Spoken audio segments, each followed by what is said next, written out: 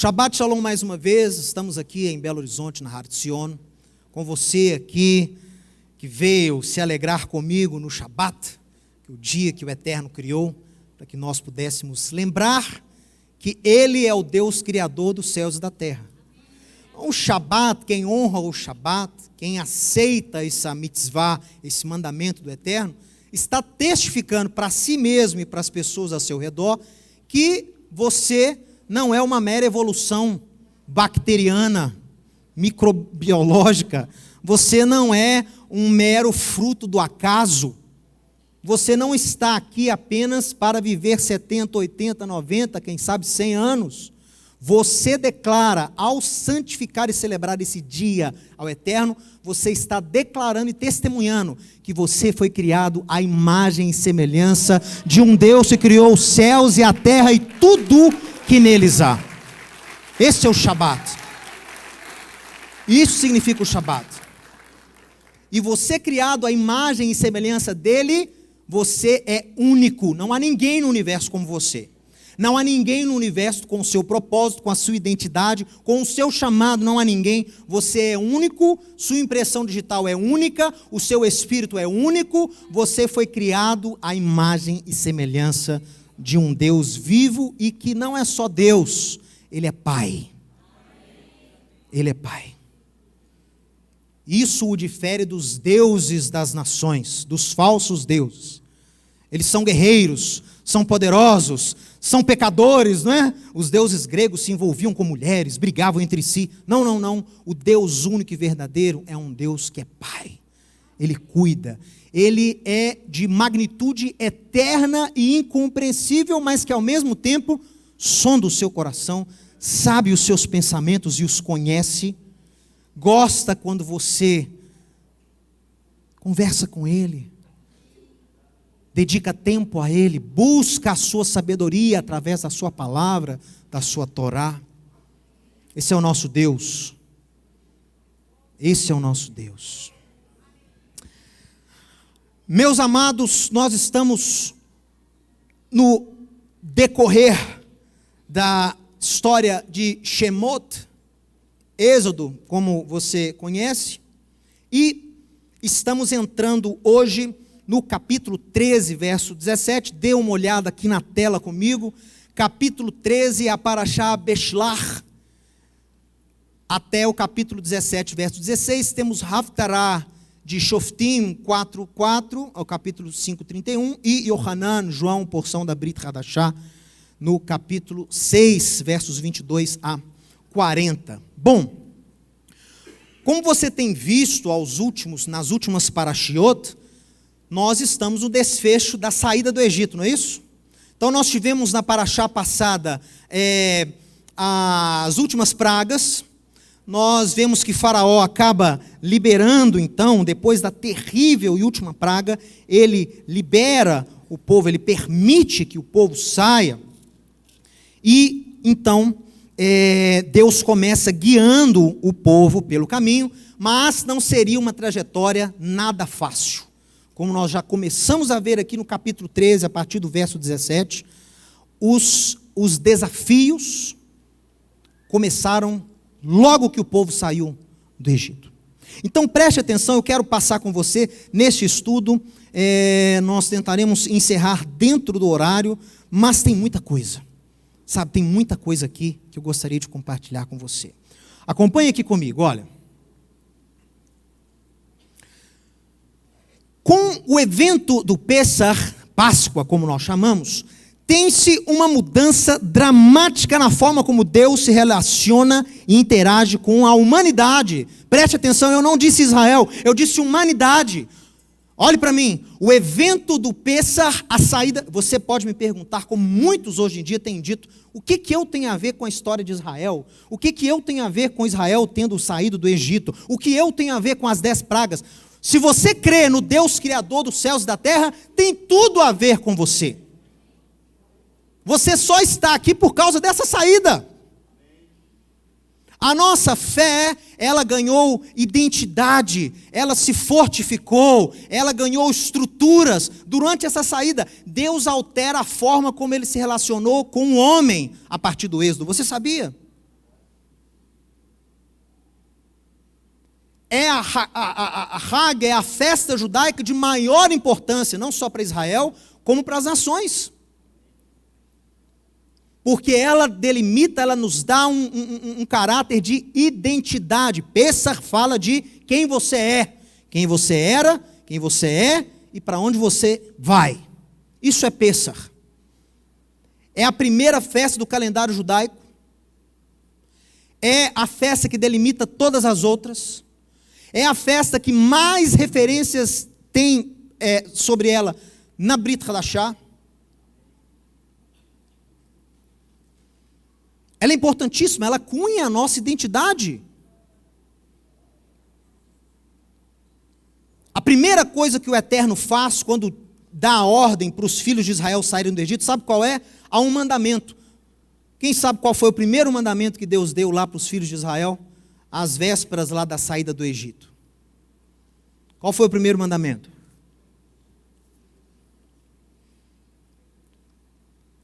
Eu vou falar para você qual foi o primeiro mandamento. O primeiro mandamento foi mudança de calendário. Antes do Sinai, antes da instrução de Pessach, Deus falou: este vos será o primeiro dos meses. Mudança de calendário. Celebração de Pessach, abrindo esse calendário. Uma revolução entre os filhos de Israel. A maioria das culturas que seguem um calendário solar, e esse calendário de Deus é um calendário lunar. Ok? Ele acompanha as fases da lua. E os rabinos dizem que as religiões, os povos que seguem calendários solares, tendem a acreditar em algo que nós chamamos de predestinação. Por que isso? Porque o calendário solar, ele se baseia, no Sol, na rotação da Terra ao redor do Sol. E no nascer e no poente do mesmo. Então, esse ciclo, nascer do Sol, poente, nascer do Sol, poente, a rotação da Terra, tudo é igual, não muda. Dia após dia é a mesma coisa. Nasce o sol, sol se põe. Nasce o sol, sol se põe. Então, tudo é igual, não pode ser mudado. Eu nasci assim, eu sou assim e vou morrer assim, não consigo mudar. Você foi predestinado a ser assim. Nada do que você possa fazer pode alterar o seu destino. Pois a primeira coisa que Deus faz para os filhos de Israel é: não, comigo não vai ser assim. Vocês vão seguir as fases da lua. Por quê? Porque a lua, as fases da lua, não é? Você tem o início do mês, praticamente não tem lua. É Rosh Chodesh. É lua nova. Que é celebrada em Israel. E aí, de repente, a lua, depois de 14 dias, a lua está o quê? Cheia.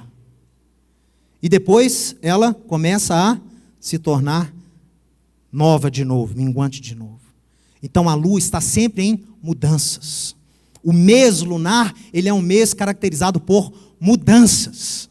Assim é o povo de Israel, assim é a sua fé. Você, com a fé em Deus, você pode mudar o seu destino.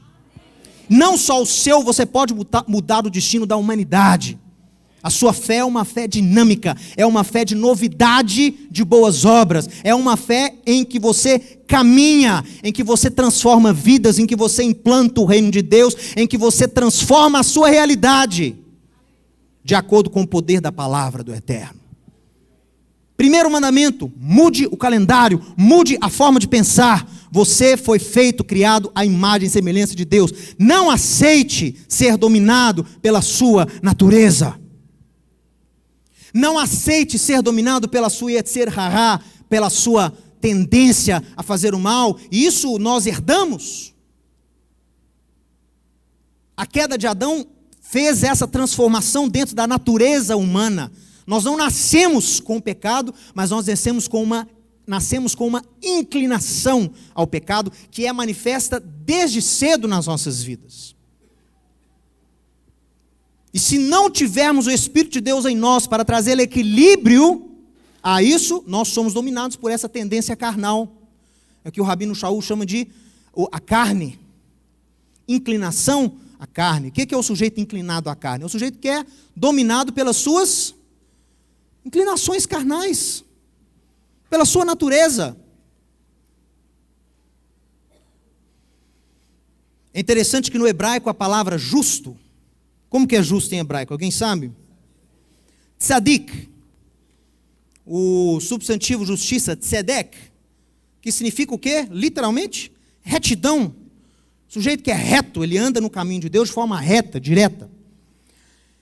A palavra tzedek, né, é a junção de duas, são 3 letras, não é? 3 consoantes. Tzadi, pena que eu não tenho como mostrar. Tzadi, Dalet e Kuf, não é isso? Tzad e Dalet, tzad, forma a palavra tzad. Tzad quer dizer lado, ou no hebraico mais antigo quer dizer barreira, prisão. Tzad. Kuf significa macaco.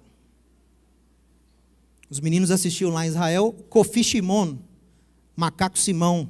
Era uma historinha que nós contávamos para ele. Kuf quer dizer macaco, é uma das palavras para macaco. Então, quem é o justo? Quem é o justo de acordo com os princípios de Deus?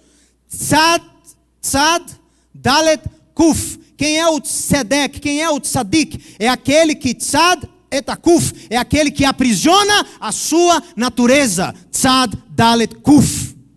O homem que aprisiona, o homem que controla a sua natureza, esse é o justo. Esse é o justo.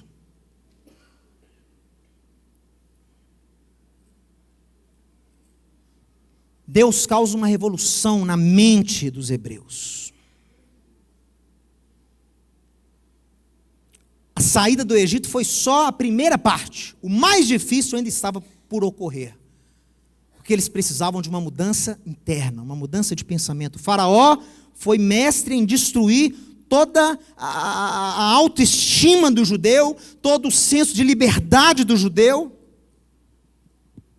E a gente vê isso nos discursos, quando Moisés tira o povo, constantemente, quando confrontado com uma dificuldade, qual eram os argumentos do povo contra Moisés? Vocês vão ler aqui comigo nessa paraxá. Moshe, não tinha sepultura suficiente lá no Egito, não? Tinha que fazer-nos morrer aqui no deserto? Nos tirou do Egito para morrer de fome? Oxalá estivéssemos de volta lá com as panelas de carne e abundância de pão. Meu amigo, um povo que era escravo e foi liberto, ou foi libertado, e surge com um argumento desse, você vê o quê? Que saíram do Egito, mas o Egito não saiu de dentro. Era um povo que precisava de um processo de libertação. Não estavam prontos a chegar em Canaã dessa forma. E aí é a história do Êxodo que você conhece, que também é a sua história, você sabia? A história do Êxodo, a história de Israel, reflete a sua história com Deus. Sabe por quê? Eu também vivia aprisionado, e você também vivia aprisionado. Você também foi tirado com o braço forte de Deus, da casa da servidão, da casa de Paró, da casa de Faraó. Você também viu a mão de Deus, experienciou as maravilhas de Deus. Deus também te levou, assim como Israel, por um deserto, é ou não é? E muitos de nós ainda estamos nele. Mas o deserto não é o lugar definitivo. Nós seguimos rumo a Eretz Halav Dvash. É a terra que mana leite e mel. E Deus está nos levando para lá. E no deserto, assim como Israel era sustentado por Deus, você também é. Porque viver no deserto sem sustento divino é morte certa. A história de Israel reflete um paralelo da sua história com Deus. Deus também te tirou pela mão. Deus também te libertou. Deus também te alimentou no deserto. Às vezes te deixa ter fome. Para te testar, para te provar. Para que você entenda que nem só de pão vive o homem, mas de toda palavra que procede da boca do Eterno. É muita coisa. Olha,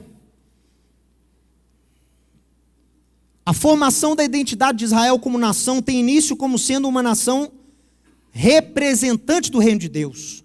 O plano de redenção para o mundo espelha-se no plano de redenção de Israel. Foi aquilo que eu disse aqui agora. Tirar Israel da equação, você não vai ter resultado nenhum. É impossível. Você não pode tirar Israel da sua fé. Porque o plano de Deus para redimir o mundo envolve Israel.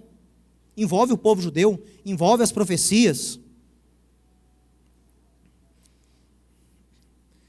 E eu achei isso aqui fantástico, na paraxá passada, eu peço desculpa para você, mas quando o faraó está negociando com Moisés, e aí o faraó diz para ele lá no capítulo 10, olha só que interessante isso aqui, eu achei isso muito interessante, lá no verso 8, então Moisés e Arão foram conduzidos à presença de Faraó, e o Faraó lhes disse: podem ir servir ao Senhor vosso Deus, porém, quem são os que hão de ir?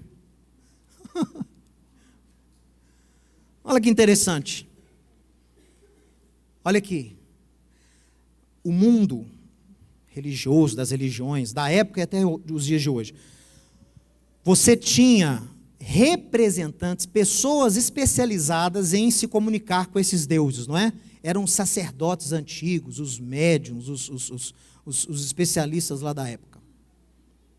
O povão mesmo sabia, a gente fala da religião, da religião egípcia, né, da quantidade de deuses que existiam, da história de formação desses deuses. Você acha que o povão mesmo sabia alguma coisa de Ísis, Não, a religião era conduzida por uma classe sacerdotal. Mal o povo tinha que guardar alguma coisa.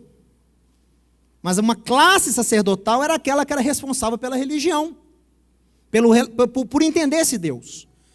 Por isso que Faraó, quando Moisés quer sair, pergunta o quê para Moisés? Então tá, quem são entre vocês? Se vocês querem sair para servir ao Deus de vocês, não foi esse o pedido de Moisés? Deixe sair para eu celebrar uma festa para o nosso Deus.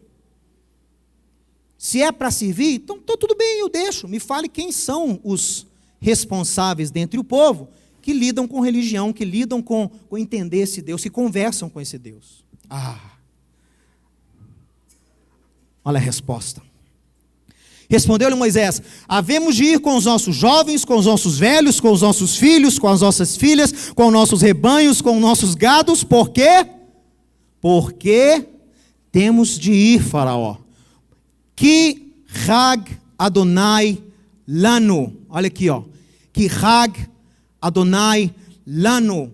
Porque isto é a festa de Deus para nós. O que é essa festa de Deus para nós? É todo um povo, é toda uma nação ouvindo uníssono a voz de Deus.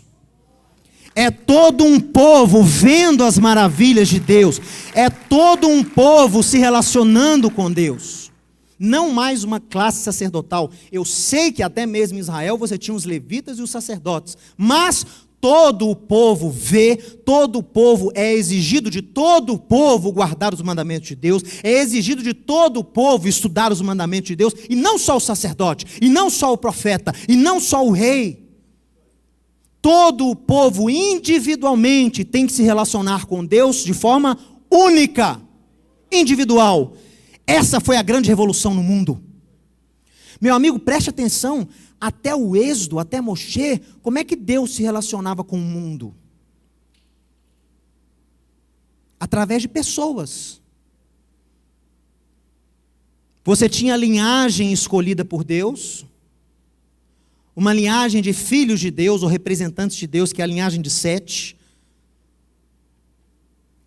culminando em Malquisedeque, que era o último dessa linhagem, que era uma linhagem que representava Deus na terra. Malquisedeque passa o bastão para quem? Para quem que Malquisedeque abençoa? E quem que leva o dízimo para ele, reconhecendo nele uma autoridade divina? Abraão. Então, a partir de Malquisedeque, aquela linhagem de representantes de Deus na terra passa a ser representada por um homem e a sua família. Esse homem chamava Abraão. Então Deus passou a se relacionar com o mundo através de Abraão. E depois, através de Isaac. E depois, através de Jacó. Mas a partir do Êxodo, Deus não estava mais se relacionando com o mundo através de uma família. Deus agora passa a se relacionar, a se mostrar ao mundo através de uma nação. Toda a nação iria refletir o reino de Deus. Toda a nação ia refletir os princípios de Deus. Essa nação teria a missão de ser o quê? Reino de sacerdotes, nação santa para Deus. Falar de Deus para as outras nações. Eles teriam que, no ambiente deles, demonstrar Deus para o mundo. Eles seriam, preste atenção, eles seriam, sabe o quê? Sabe um dos nomes que Israel é conhecido na tradição judaica? Reino de Deus.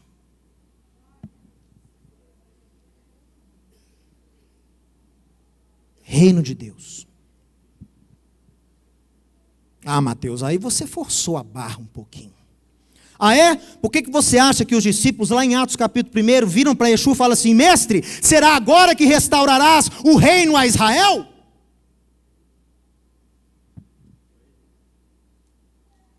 E a resposta de Yeshua foi clara. Ele não nega. Que isso? Israel já era, agora é a igreja. Nós estamos na dispensação da graça, meu filho. Que Israel o quê? Você não entendeu que eu vim para anular a lei e os profetas? Vocês não entenderam até hoje que eu vim para cancelar Moisés? A resposta de Yeshua foi clara. Não compete a você saber a hora, momento algum. Porque a promessa de Deus foi clara, e Tiago atesta lá em Atos 15: virei e restaurarei o tabernáculo caído de Davi, e restaurarei-lhe das suas ruínas, para que todos os demais homens da terra possam buscar ao Senhor.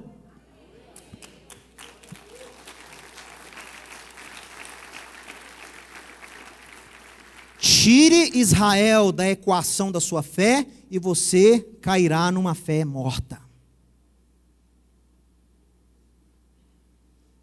Vou falar mais. Tire Pêssar da sua fé e você incidirá numa fé incompleta. Porque é a base da libertação. Não sou eu que estou falando isso, não. Yeshua disse isso. Os apóstolos pregavam sobre essa festa. Eu quero ver agora. Pêssar está chegando. No final do ano aí, a cristandade luta e briga e faz uma ginástica teológica para celebrar uma festa que não é nem bíblica, nem do Antigo nem do Novo Testamento, nem apostólica, nem na tradição apostólica, nada. É uma festa 100% de origem estranha à Bíblia e à tradição bíblica, mas os cristãos temem e brigam e são militantes. E se você fala alguma coisa mal contra essa solenidade, você é, sim, a pior pessoa, o pior herege.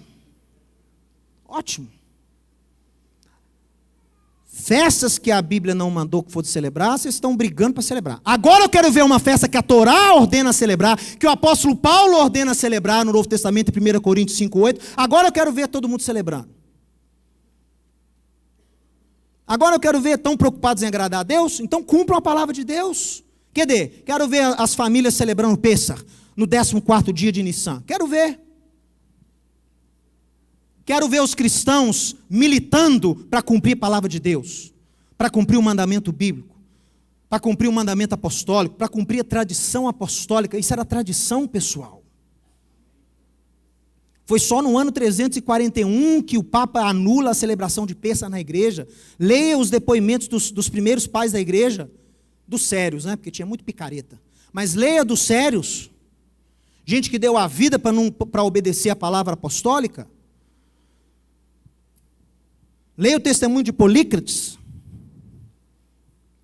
de Éfeso, que foi exilado e morto porque não aceitou o decreto do Papa Vítor, mudando a data do Pêssar, mudando o estilo de celebração, mudando o significado. E ele fala: eu aprendi com os meus pais que aprenderam de João, porque João foi líder em Éfeso. E ele nos ensinou a guardarmos o Pêssar no 14º dia de Nissan, com ervas amargas e pães ázimos. Convém ouvir, aí cita Pedro, né? Convém ouvir a Deus do que a homens. Não vou acatar o seu decreto, Papa. Foi exilado. A Igreja Católica demorou 400 ou até 500 anos para poder extirpar a tradição de Páscoa da igreja. Por quê? Por que você acha? Porque Páscoa tem a ver com a identidade.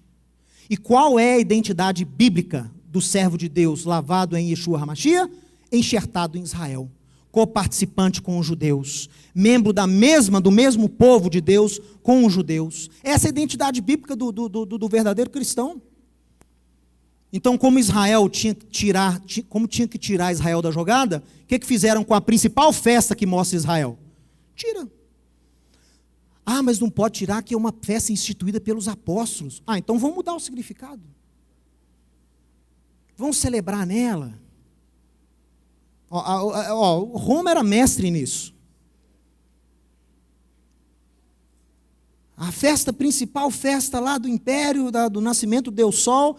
Aí Constantino decreta lá a nova religião cristã, e os conselheiros falaram para ele, o negócio é o seguinte, essa festa aqui você não pode mexer não. Nós precisamos dessa festa, o povo já está acostumado, você dá um jeito aí de introduzir essa festa nessa nova religião sua. Ah, tudo bem. O que celebra nessa festa aí do dia 25 de dezembro? Nascimento do Deus Sol. Ah, então vamos celebrar o nascimento de Cristo? Mas ele não nasceu em dezembro. E daí?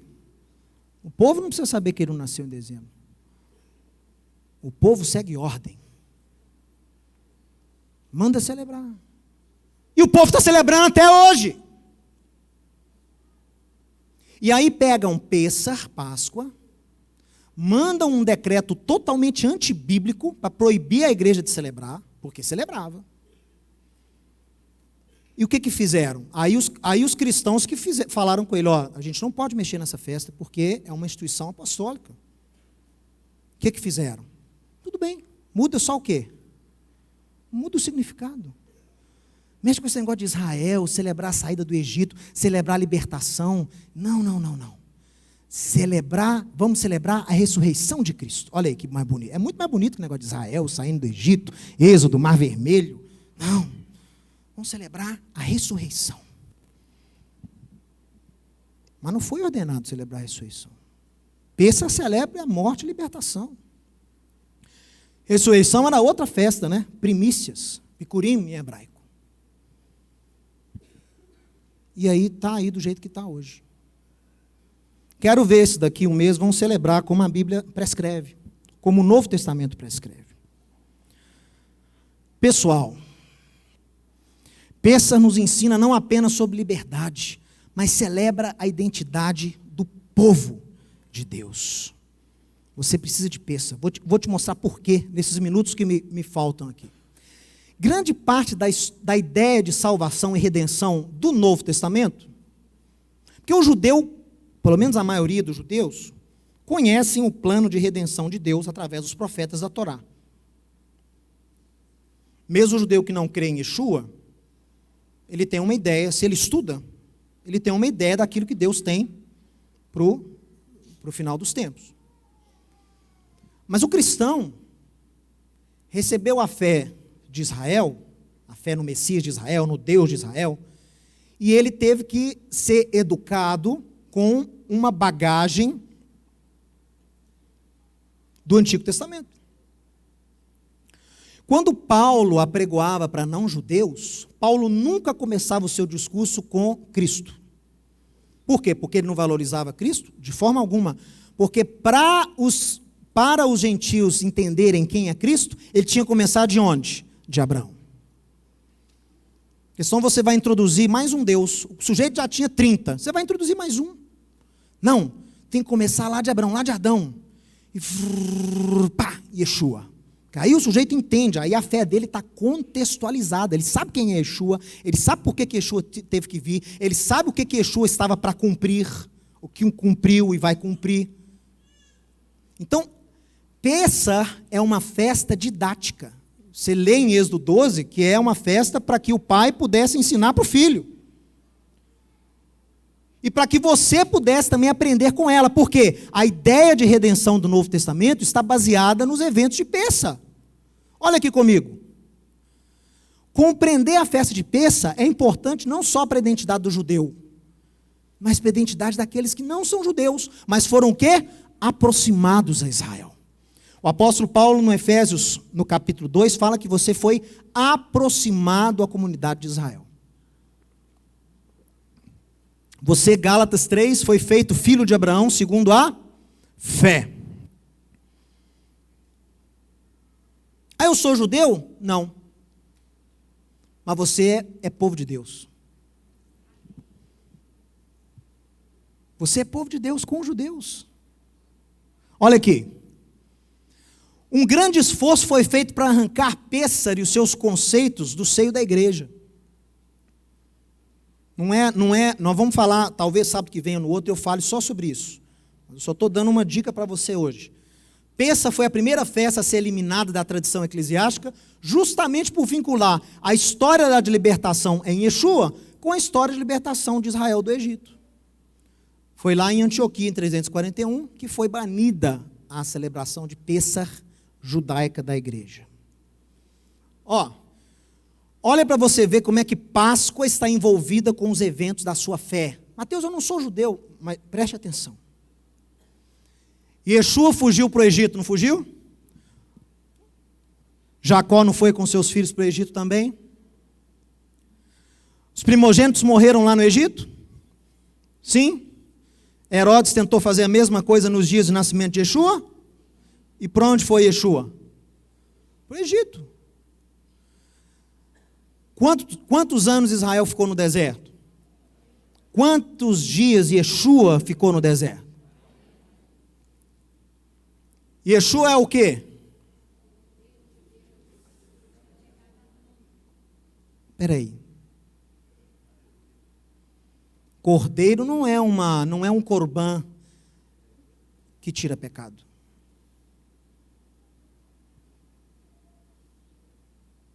Mas Yeshua é o Cordeiro de Deus. Uma alusão direta a quê? Ao Cordeiro imolado no dia de Pêssar, que fez com que o anjo da morte, o quê? Passasse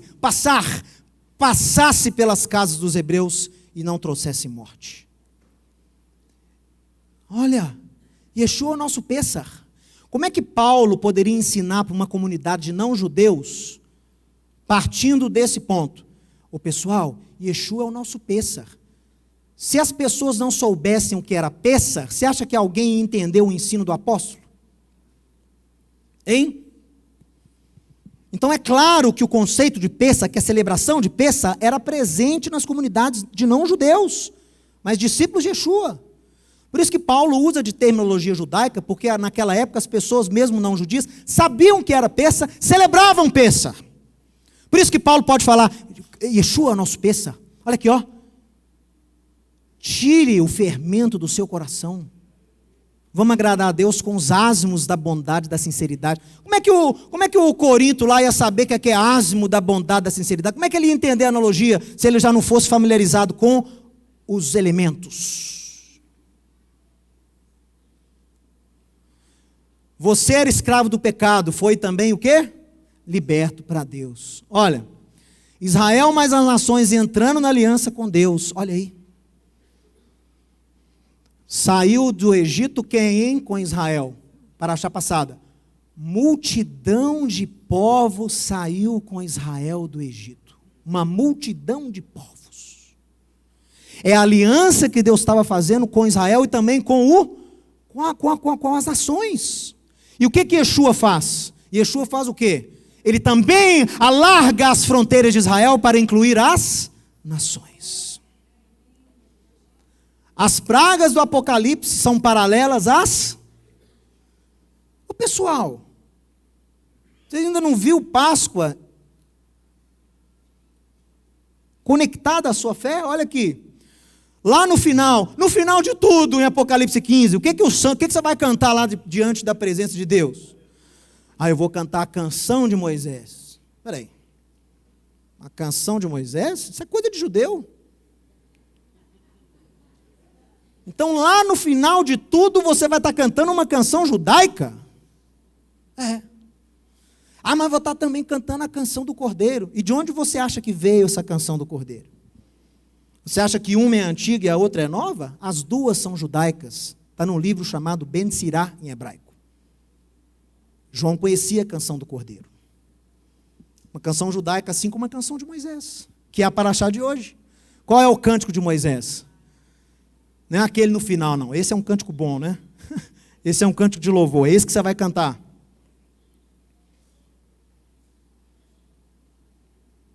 Você vai cantar isso lá. Está vendo o paralelo? No final de tudo, você combateu o bom combate. Combateu. E você vai chegar e você vai cantar com o Eterno. Você vai cantar louvores a Ele. Ashira, Ashira, Ladonai, Kigaoga, Susverorcho, Ramabayam. Isso você vai cantar lá. E vai ser em hebraico. Que a canção foi escrita em hebraico.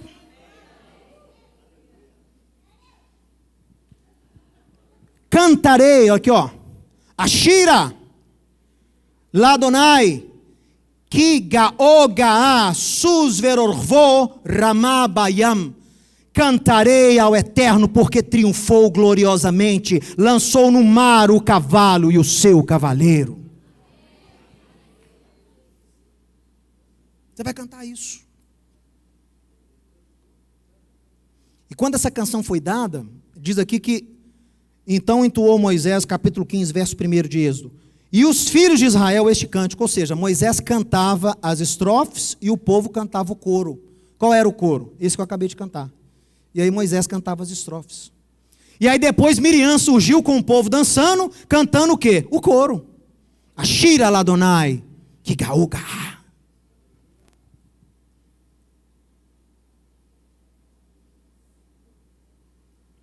Aí o povo dançou. Você vai dançar na presença de Deus e você vai cantar isso. Porque isso aqui é a sua história. Porque Deus triunfou na sua vida e lançou o seu inimigo no mar.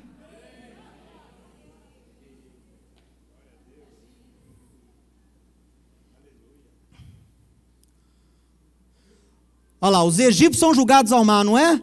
E onde que a besta e o falso profeta são julgados no final de tudo? No lago de fogo e enxofre. Tem tudo a ver, meu irmão. Sem o Pêssar, por isso que Roma quis tirar Pêssar da tradição da igreja. Porque sem Pêssar, a sua fé fica o quê? Incompleta.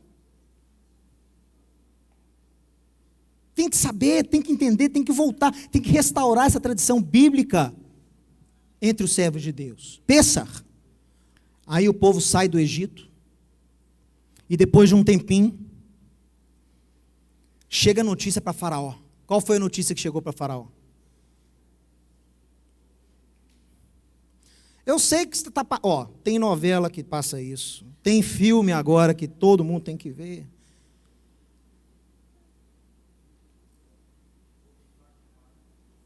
O que é que aconteceu? Deu a notícia lá para o Faraó que o povo o quê? Na verdade, se vocês virem comigo o mapa, o trajeto que Deus levou o povo de Israel não foi o trajeto mais curto, não foi o caminho dos filisteus. Por quê? Porque o povo não estava pronto. Ia ter guerra logo de partida, você já ia chegar e ia ter guerra. E não era chegado a hora dos filisteus, está entendendo? As nações têm uma medida de iniquidade. Enquanto não chegar a medida, Deus não lida. Não era chegada a hora dos filisteus. E aí, Deus manda o povo dar uma voltinha, como você vai ver aqui agora, e o relatório que chega para Faraó, o povo realmente começa a retornar. Então o que Faraó pensou? Estão perdidos no deserto. O que Faraó pensou? Os nossos deuses finalmente venceram o Deus deles, porque eles estão perdidos no deserto, estão dando volta, estão voltando. Vamos atrás que a mão de Deus, nossos deuses são mais fortes. Podemos ir atrás que nós vamos vencer. Por isso que Faraó vai. E aí o povo chega à margem ali, minha opinião, segundo algumas teorias, não é um dogma isso, não é uma doutrina isso, é uma interpretação minha, não é a única, posso estar errado, mas faz muito sentido, que o povo atravessou no Golfo de Acaba. Eu vou explicar por quê. E lá nesse Golfo de Acaba, realmente tinha uma praia grande, o Mar Vermelho à frente, montanhas atrás, o povo avista Faraó, e aí? Lascou. É isso mesmo. Viram as 10 pragas no Egito, não viram? Viram Moisés fazendo as maravilhas todas, viram a casa deles sendo poupada durante as outras pragas, não é? E aí viram para Moisés, nesse primeiro desafio, falam com ele, Êxodo 14:11. Será que não havia sepulcros no Egito, para que morramos neste deserto? Por que nos tiraste assim, fazendo-nos sair do Egito? Não é isso que te dissemos no Egito? Deixa-nos, para que sirvamos aos egípcios? Pois melhor nos fora servir aos egípcios que morrer no deserto. Moisés, porém, respondeu ao povo: não temais, aquietai-vos e vede o livramento do Senhor, que hoje vos dará, porque os egípcios que hoje vedes, nunca mais os tornareis a ver. O Eterno pelejará por vós, e vós vos calareis. Eu acredito que a lei oral explica o que realmente aconteceu aqui. Porque Moisés parece que dá várias respostas, não é? Esse versículo, na tradição judaica, parece que Moisés dá respostas a argumentos diferentes. Ele vai dando um monte de resposta e o povo só está escrito um argumento. Mas a lei oral, os midrashim sobre Êxodo, os midrashim antigos, que a gente chama em hebraico de Mechiltá. Mechiltá são os primeiros midrashim que foram usados para compor o Talmud. Não esses, mas eles são mais antigos. Alguns rabinos escreveram, praticamente 3. Eles falam o que realmente aconteceu aí nessa hora. Eles falam o seguinte, que a resposta de Moisés foi baseada em 4 acusações que os israelitas fizeram contra ele. Olha só comigo. Os primeiros chegaram para Moisés e falaram o quê? Moisés, vamos nos jogar ao mar. O que você acha que significa isso? O que você acha que significa isso? Vamos nos jogar ao mar, Moisés? Desespero, né? Ou tem rabino que fala que era uma situação de desespero, beirando o suicídio, e tem outros que falam assim, Deus vai nos libertar mesmo, vamos entrar nesse mar logo para ver o que acontece. Nós estamos com a mão dele mesmo sobre nós, vamos entrar logo e pagar para ver. O segundo grupo disse o quê? Ah, não, vamos voltar para o Egito. E esse aí já tinha, esse grupo aparece na Torá. Está melhor lá do que aqui, vou voltar. Teve outros que disseram, vamos guerrear contra Faraó, Deus não é conosco? Vamos voltar aqui, vamos enfrentar esse exército. 600 carros, todo o exército. E por último os que disseram, aí são os espirituais, né? Vamos apenas orar. A graça de Deus. Vamos só orar. Nenhum desses grupos estava certo. E a resposta de Moisés prova isso. Olha aqui. Isso inspirou a resposta dele. Para os que disseram, vamos nos jogar no mar, não temais, aquietai-vos e vede o livramento que o Senhor hoje vos fará. Fique quieto, não tema. Aos que disseram, vamos voltar para o Egito, Moisés fala, porque os egípcios que hoje vocês estão vendo, nunca mais tornareis a ver. Para os que disseram, vamos enfrentar Faraó, o Eterno pelejará por vós. E para os que disseram, vamos só orar, e vós vos calareis. Meu amigo, tem hora para tudo. Tem hora de jogar no mar? Não, né? Aí também não. A não ser que você interprete jogar no mar como sendo uma prova de Deus, né? Tem hora para isso também? Tem. Tem hora de voltar para o Egito? Tem hora de recuar. Voltar para o Egito não é voltar ao pecado, não, mas é você recuar. Tem hora que tem que recuar.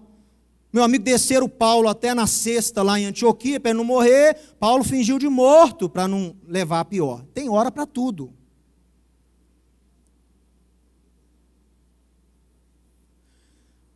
Tem hora de guerrear? Tem. Tem hora de só orar? Tem. Mas aqui não era nem a primeira, nem a segunda, nem a terceira, nem a quarta. Agora foi assim, ó, a resposta de Deus. Ó. O Eterno respondeu a Moshe: por que você está clamando a mim? Diga aos filhos de Israel que marchem. Levanta o teu bordão. E as águas vão se abrir. Diga ao povo para continuar o propósito, para não parar aqui. Não é hora de parar, não é hora de ficar orando, não é hora de querer guerrear, de bancar o valente, não é hora de ser covarde, é hora de cumprir aquilo que Deus estava planejado a ser cumprido, tinha planejado para ser cumprido. Marche! Mas marche!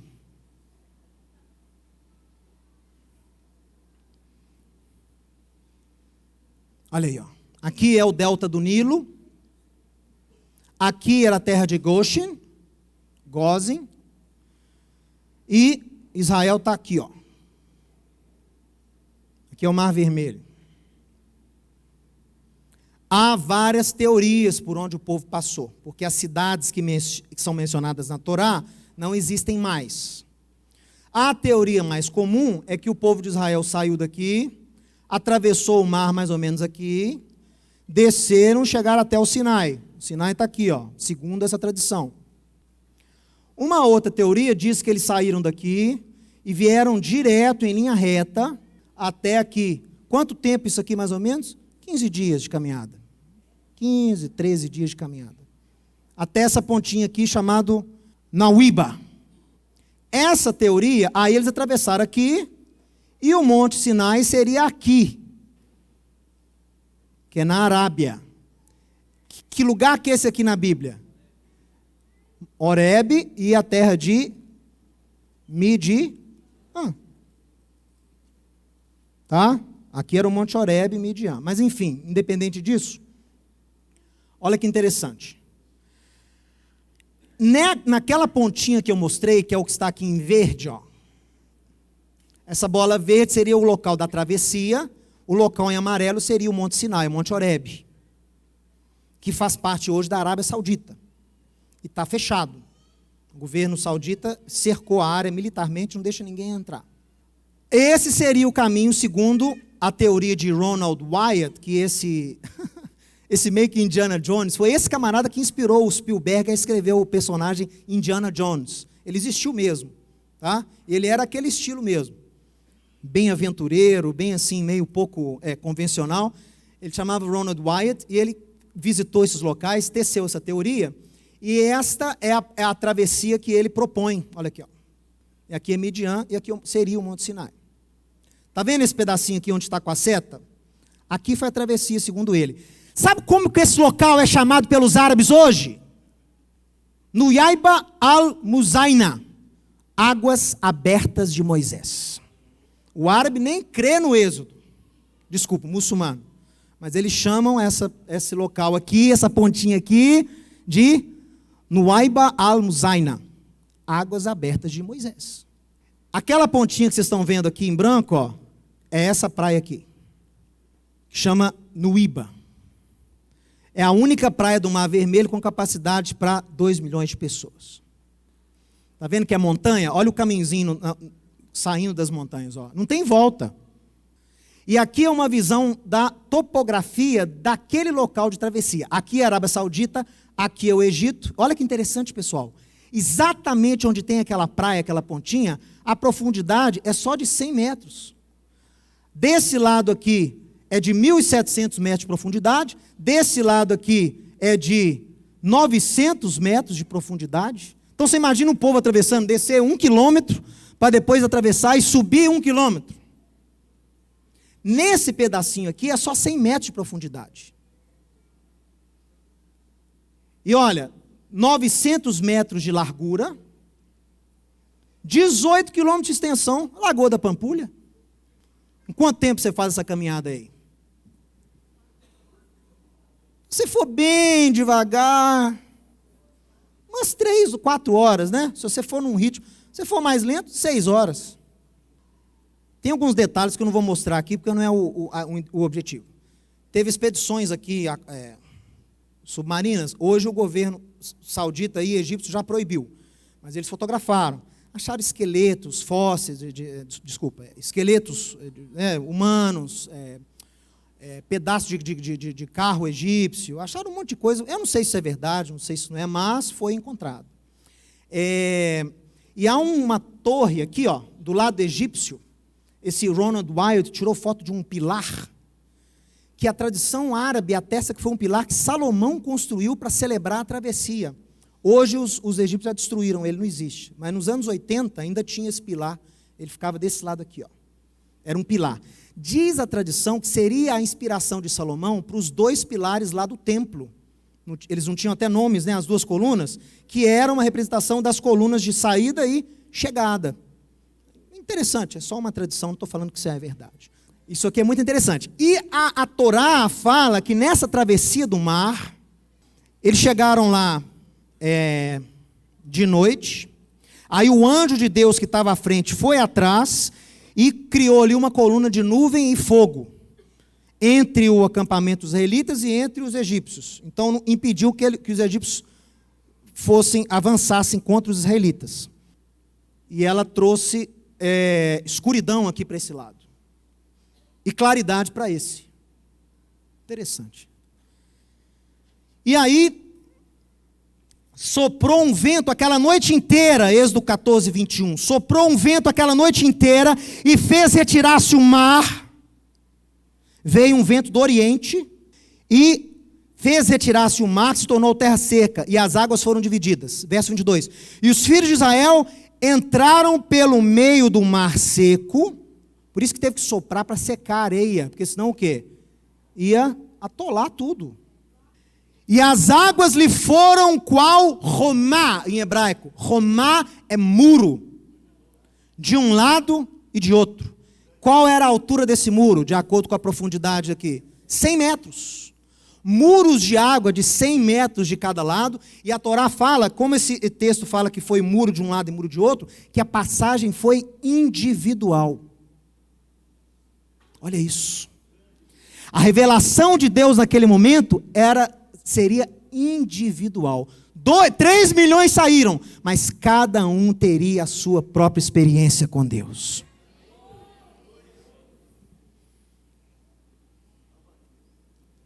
E eles passaram, e aí a nuvem se retirou, Faraó foi atrás, quando eles estavam no meio, as águas retrocederam, quando os egípcios estavam no meio, né, as águas retrocederam. Provavelmente Faraó não foi morto aqui, porque pela tradição egípcia ele continua o reinado.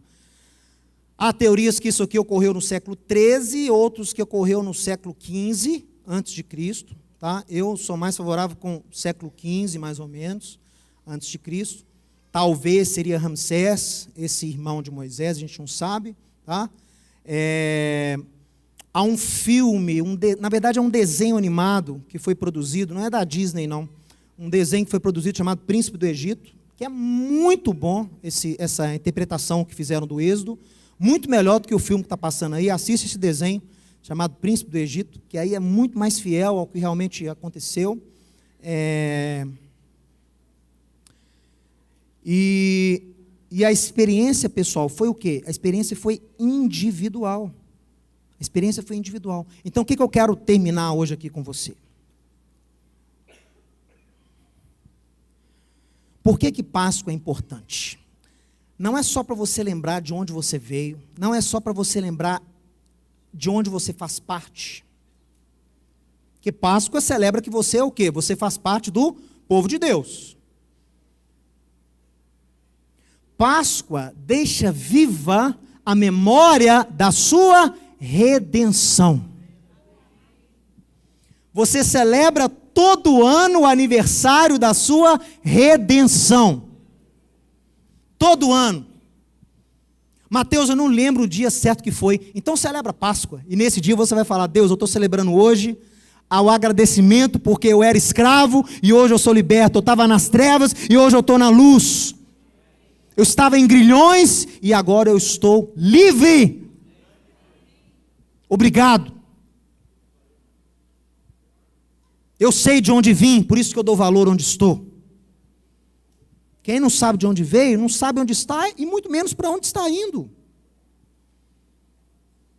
Páscoa, o mais importante, é que você celebra um relacionamento pessoal com o seu Deus.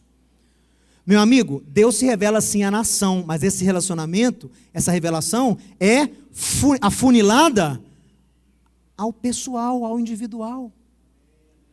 Por isso que quando você celebrar a Pêssega comigo daqui a um tempinho, que dia que vai dar esse ano? 22 de abril. O CEDA vai ser 22 de abril, esse ano de 2016. Noite do dia 22, é isso? Eu acho. Sexta-feira à noite, viu? Vai ser sexta-feira à noite, 22 de abril. Os rabinos falam que quando você faz lá o jantar com ervas amargas e pães asmos, você vai recitar lá as pragas, os eventos do Êxodo, como se você tivesse participado de todos os eventos. Você vai se imaginar lá saindo com o povo de Israel do Egito. Você vai se imaginar andando em terra seca com paredes de 100 metros de água de cada lado. E você chegando do outro lado e celebrando a Deus. Ashira Ladonai, Kigaonga. Sus verorro, cavalo e cavaleiro foram afundados no mar. Você vai reenact, que a gente fala em inglês. Você vai, como traduz isso? Rememorar toda a experiência do Êxodo. E isso todo ano. Todo ano. Porque jamais você se esqueça. Quem se lembra do dia que foi liberto, remido? Nossa família celebra. No nosso caso foi 23 de agosto. Então, em Pêssega, nós lembramos e agradecemos a Deus pelo que Ele fez conosco nessa data, onde Ele nos apresentou o Seu Filho, e nos libertou e nos deu nova vida. Mudou o nosso destino. Amém? Então, isso faz parte de uma série de palestras, de estudos que nós vamos dar sobre Páscoa, preparação para a Páscoa. Temos falado desde o início do livro de Êxodo e vamos continuar falando até abril, porque você tem que estar preparado para essa celebração. Você tem que celebrá-la porque é mandamento apostólico, não só para judeu, e você tem que celebrá-la da forma certa. Celebrando o Cordeiro de Deus que tira o pecado do mundo. Amém?